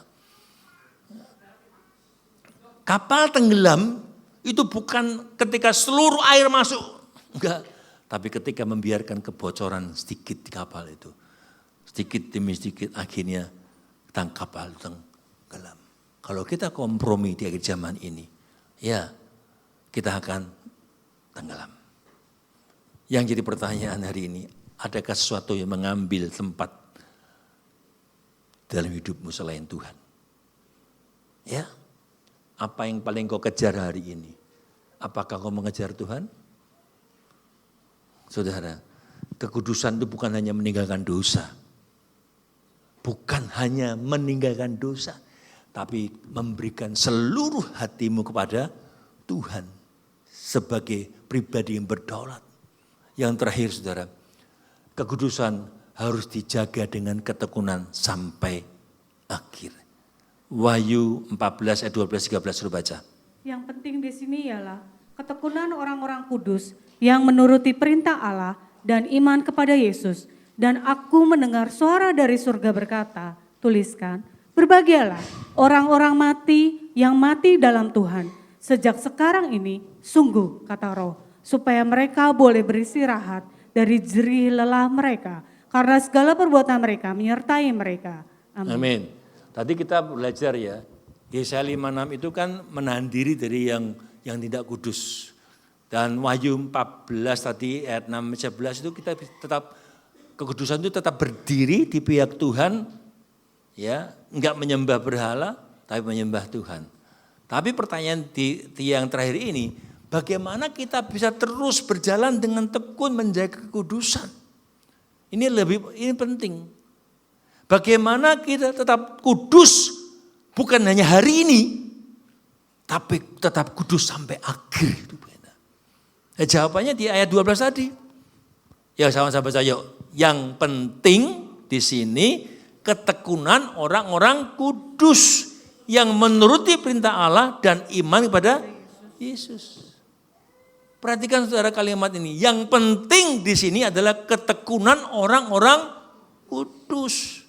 Tuhan enggak berkata yang penting pelayananmu hebat. Yang penting kamu benar-benar rajin. Ya bukan, pelayananmu luar biasa. Tapi yang penting adalah ngomong kanan kiri ketekunan. Itu yang penting saudara. Kekudusan bukan cuman perlombaan cepat lari enggak. Kekudusan adalah ketekunan dalam perjalanan imanmu. Maka tema kita apa? Tekun menjaga kekudusan. Itu yang penting. Ingat, Tuhan memberikan kekudusan buat saudara. Tapi bagian kita mengerjakannya dengan tekun. Dalam perjalanan iman, banyak orang yang memulai dengan semangat luar biasa. Apalagi yang mengalami Tuhan, cinta mula-mula, wow. Saat menerima Tuhan pertama, hatinya terbakar. Wah, rajin berdoa, rajin baca Alkitab, semangat melayani. Tapi setelah berjalan waktu, ujian datang, masalah datang, luka mulai datang, kekecewaan datang. Di situlah terlihat ya, apakah kita hanya memiliki semangat atau ketekunan. Saudara, bukan cuma semangat yang kita perlukan, tapi ketekunan. 2 tanda ketekunan Orang Kudus ayat 12 tadi, menuruti firman Allah dan beriman kepada Yesus. Tetap menuruti firman Tuhan. Menuruti perintah Allah. Saudara mengasihi Tuhan. Firman Tuhan berkata, orang yang mengasihi Tuhan melakukan semua perintah Tuhan. Yohanes 14:15. Kalau kau berkata aku mengasihi Tuhan, hari ini kau berkata aku mengasihi Tuhan, kau lakukan semua perintah Tuhan enggak? Kalau belum, yuk lakukan. 2 tanda orang yang berjalan dengan kekudusan selalu menuruti perintah Tuhan dan memelihara iman kepada Yesus. Ingat tadi, kekudusan bukan hasil usaha saudara. Bukan. Tapi hidup yang terus bergantung dan menyerahkan diri kepada Tuhan. Yang di sini, yang dipentingkan di sini adalah ketekunan. Saya katakan Tuhan tidak mencari orang yang paling hebat. Tuhan tidak mencari orang yang paling hebat. Tapi dia mencari orang yang tetap setia, tekun, beriman sampai akhir. Memang ketekunan diuji lewat penderitaan. Mau menderita saudara? Mau menderita? Ketekunan diuji lewat dan Tuhan menghargai setiap kesetiaan saudara sampai mati. Makanya berbahagialah orang mati dalam Tuhan karena kesetiaannya. Tuhan gak pernah melupakan kesetiaan saudara. Amin. Gak ada ketaatan atau air mata pengorbanan yang sia-sia. Tuhan pasti melihat air mata saudara. Penderitaanmu gak akan sia-sia. Apalagi menjaga kekudusan. 4 hal kita belajar hari ini, saudara. Menempatkan Tuhan sebagai otoritas tertinggi. Menjaga diri dari hal-hal yang tidak kudus dan tetap berdiri teguh di pihak Tuhan, menyembah Tuhan. Dan engkau harus jaga kekudusan dengan ketekunan sampai akhir. Amin. Mari kita berdiri. Saya undang pelayan jemaat kudus sambil ke depan. Kita nyanyikan tadi. Pulihkan hatiku dengan kasih-Mu.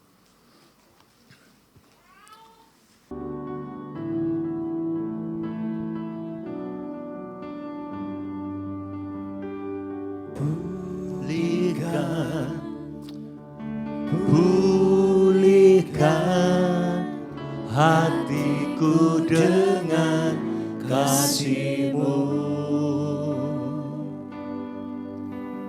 Bentuklah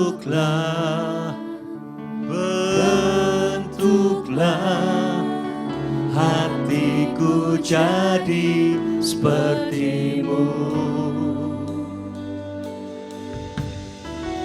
Kekudusan-Mu memenuhiku. Tuhan, ini rinduku.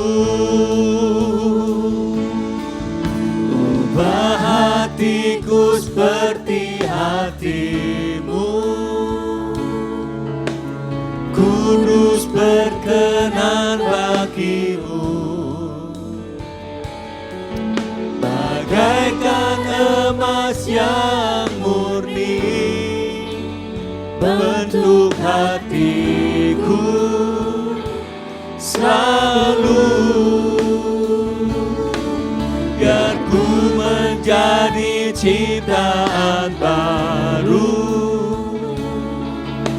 bebas dari semua yang jahat.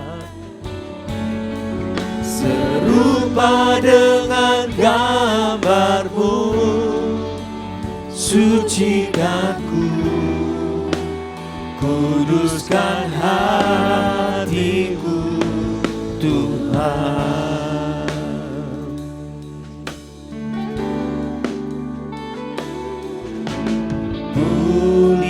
Tuhan, pulihkan hatiku dengan kasih-Mu.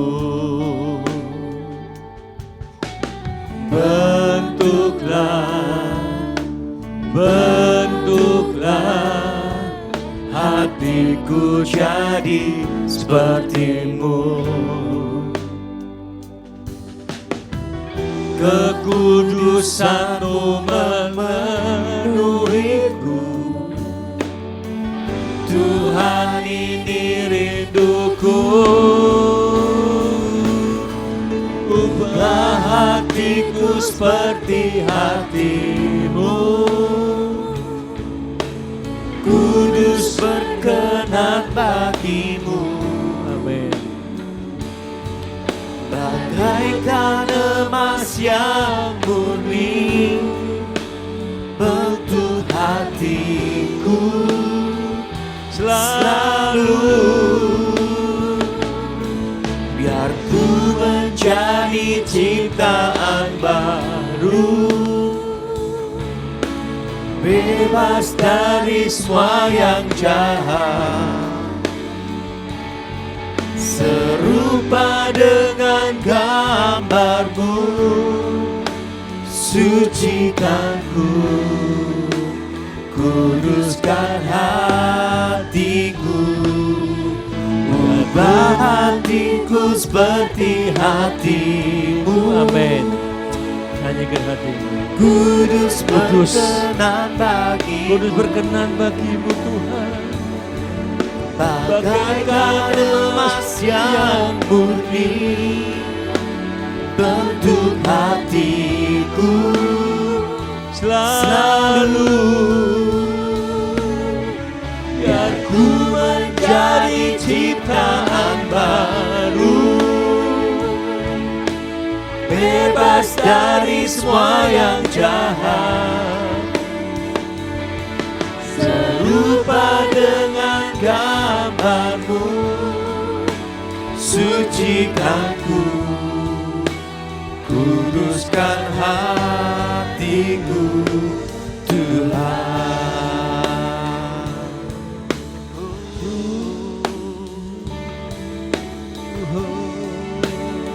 Sucikan hatiku, sucikan Tuhan. Haleluya.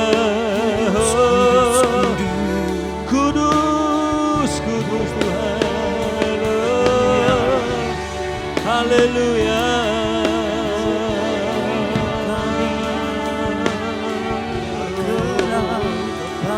Haleluya.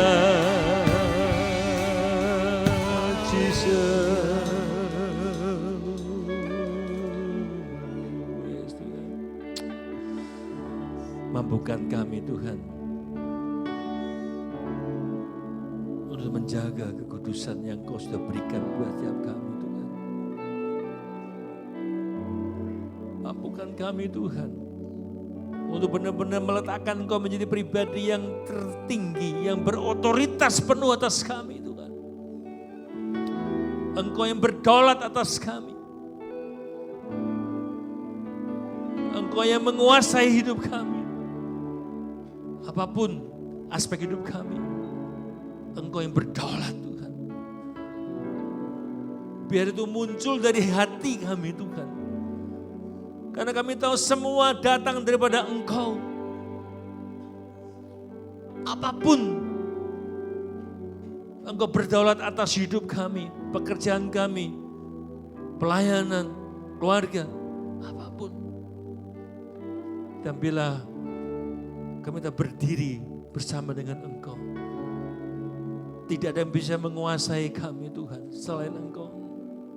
Gak ada berhala-berhala modern di kehidupan kami Tuhan. Kami bisa berkata tidak terhadap dosa. Dan kami akan tetap tekun sampai akhir. Mampukan ya kami Tuhan. Kami mau berjalan bersama dengan Engkau. Kami gak hanya memulai dengan Engkau, tapi kami mengakhiri hidup kami bersama dengan Engkau Tuhan. Kami mau finish well Tuhan. Masuk di hari ke-7 dan perhentian kekal bersama dengan Engkau.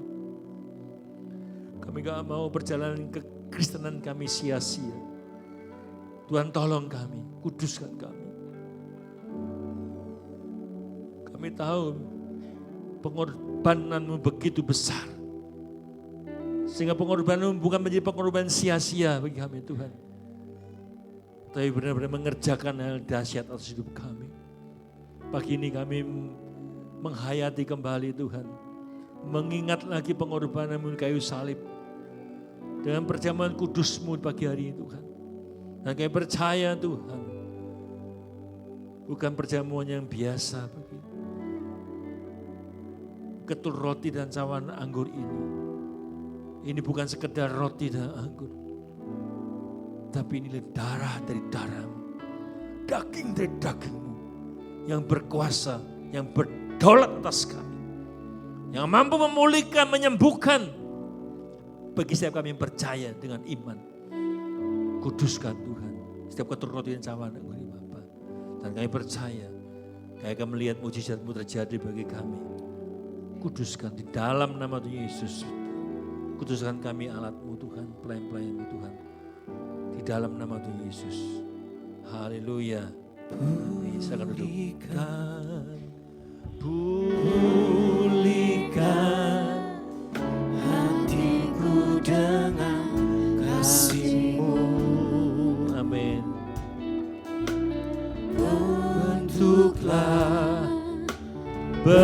Bentuklah hatiku jadi seperti-Mu.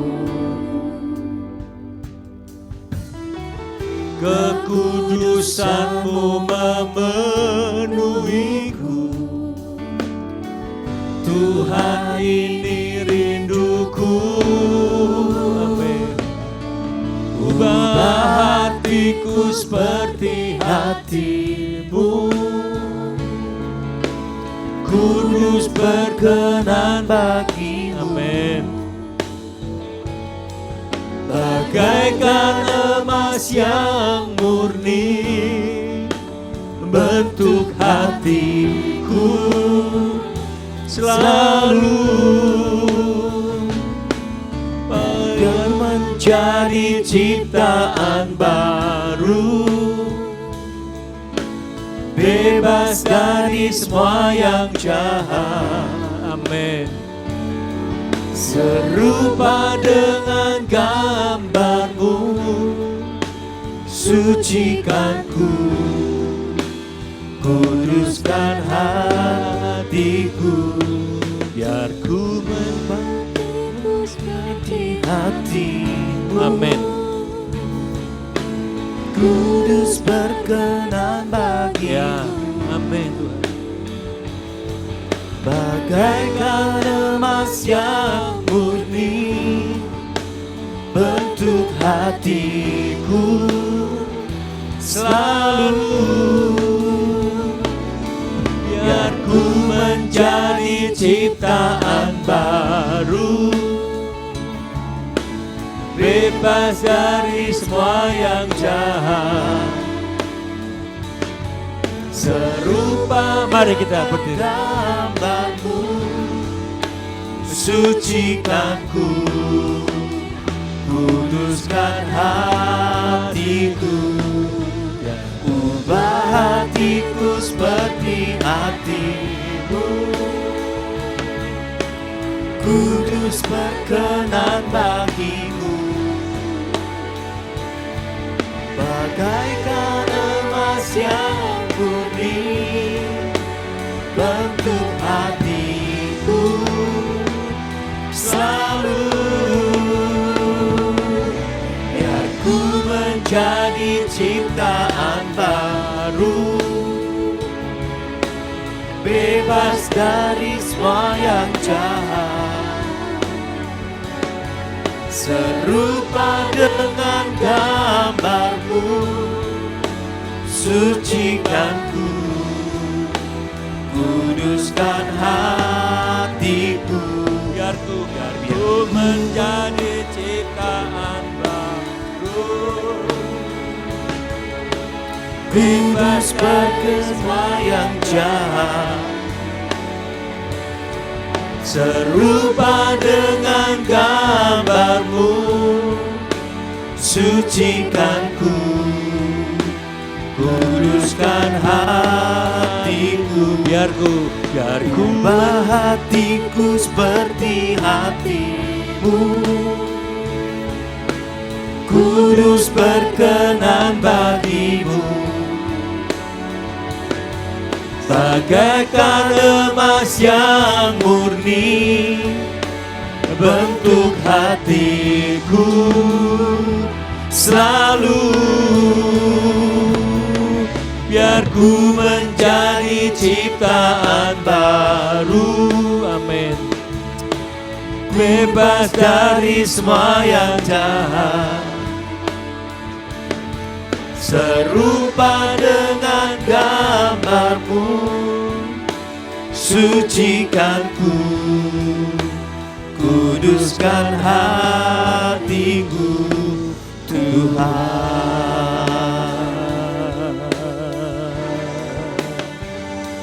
Haleluya. Kuduskan hatiku, Jesus.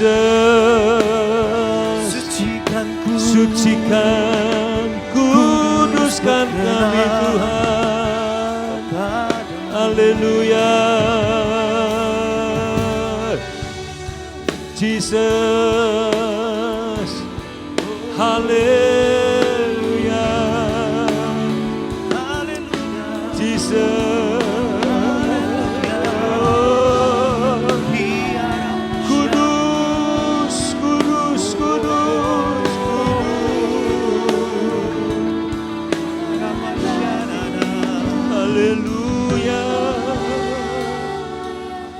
Jesus.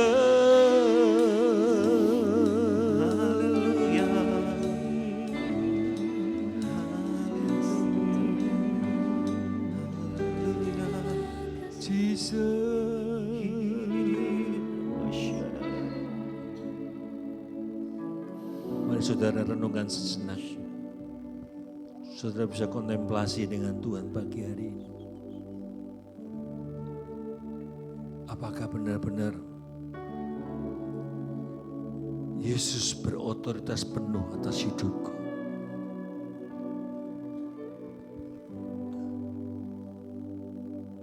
Masih adakah berhala-berhala modern dalam hidupku? Apakah aku masih bisa berkata tidak terhadap dosa? Saudara, sebelum kau makan dan minum tubuh darah Kristus, saudara renungkan. Dan kalau ada hal-hal yang masih mendukakan Tuhan, bertobat, akui dan tinggalkan semua itu. Jadikan dia benar-benar Tuhan yang berotoritas penuh atas hidupmu. Ada sabat dalam hidupmu. Jesus. Jesus.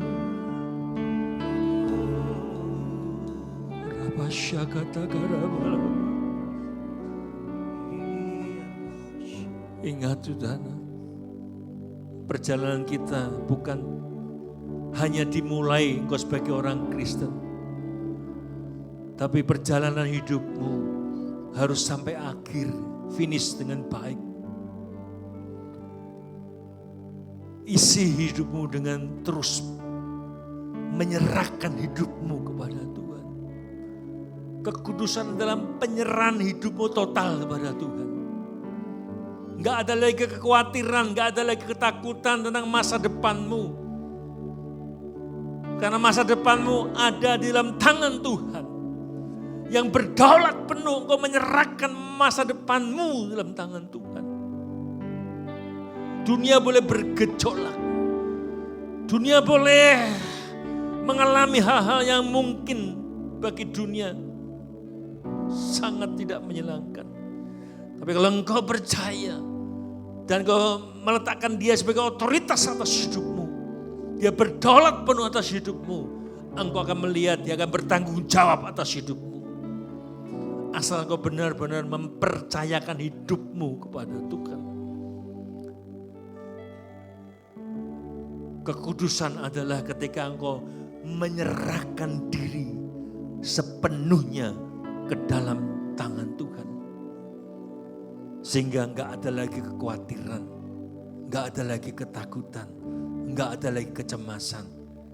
Tuhan berkata, percaya saja. Dan Dia akan bertindak atas hidupmu.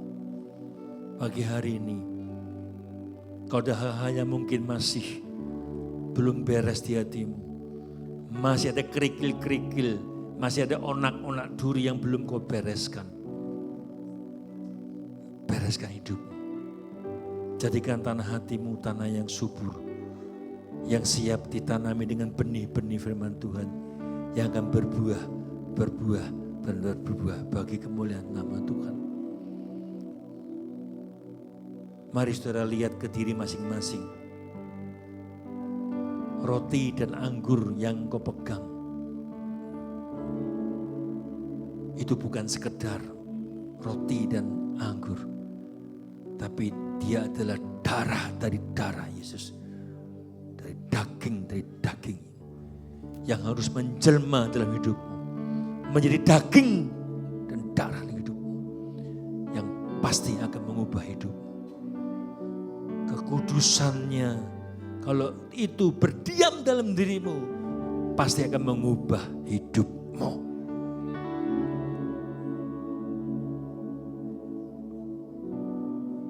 Tidak ada lagi dusta, tidak ada lagi ketakutan, tidak ada lagi kecemasan.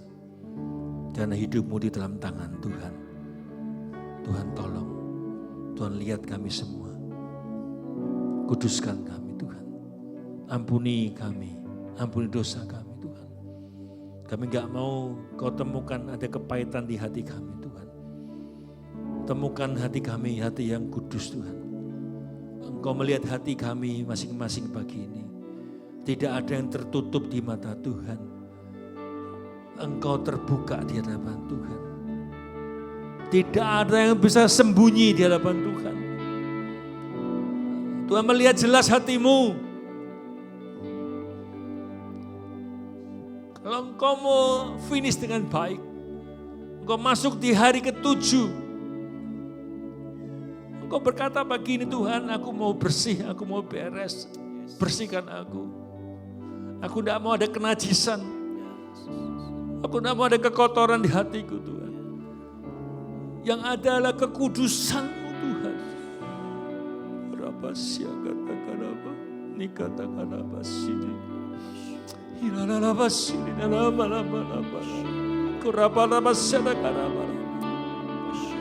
Buang semua yang kotor dalam hidup kami. Buang segala kenajisan. Buang segala hal yang mendukakan Engkau. Isi dengan firman-Mu. Isi dengan kebenaran. Kami mau Tuhan.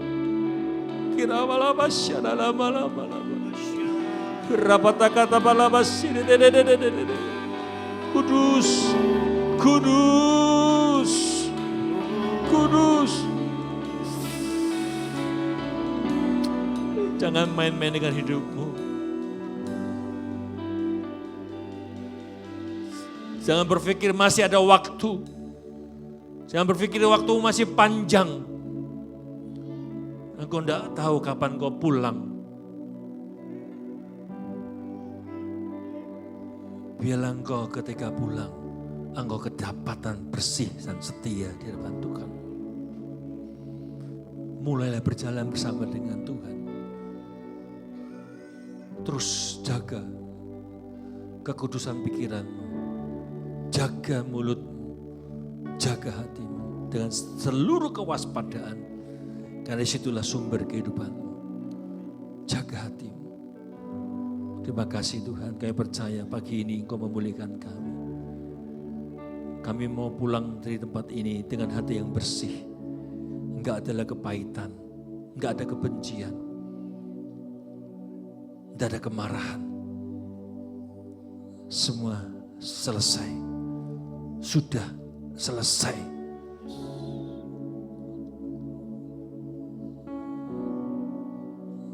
Jangan sampai Tuhan sulit mencari Engkau karena Engkau bersembunyi seperti Adam dan Hawa. Ketika mereka berdosa, Tapi engkau berani menyatakan diri pada Tuhan, Tuhan ini aku. Terus bersihkan aku. Tuhan tolong kami semua Tuhan. Terima kasih Tuhan. Kuduskan kami Bapa. Kuduskan betul roti dan cawanmu ini Bapa. Mari kita angkat roti tinggi atas kepala kita dan dengarkan firman Tuhan. Sebab apa yang telah kuteruskan padamu telah kuterima dari Tuhan.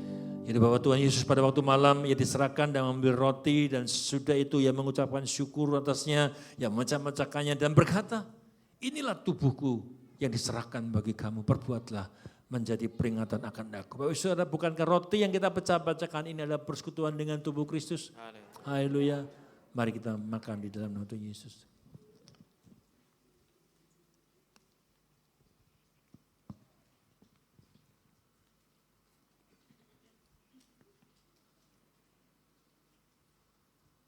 Haleluya.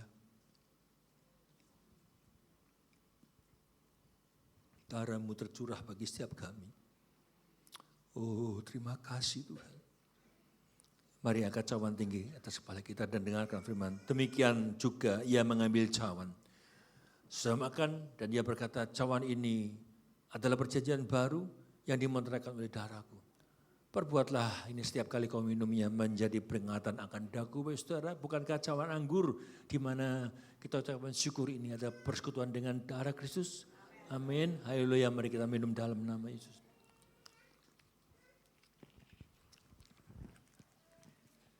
Naikkan terima kasih-Mu pada Tuhan. Terima kasih Tuhan. Terima kasih buat pengorbanan. Terima kasih Yesus. Terima kasih buat darah-Mu yang menyucikan kami. Terima kasih Tuhan. Kami bersyukur. Kami bersyukur menjadi anak-Mu. Oh, terima kasih Tuhan. Terima kasih Tuhan. Oh, terima kasih Tuhan. Terima kasih Yesus. Terima kasih Tuhan. Terima kasih. Haleluya. Terima kasih. Terima kasih Tuhan. Terima kasih.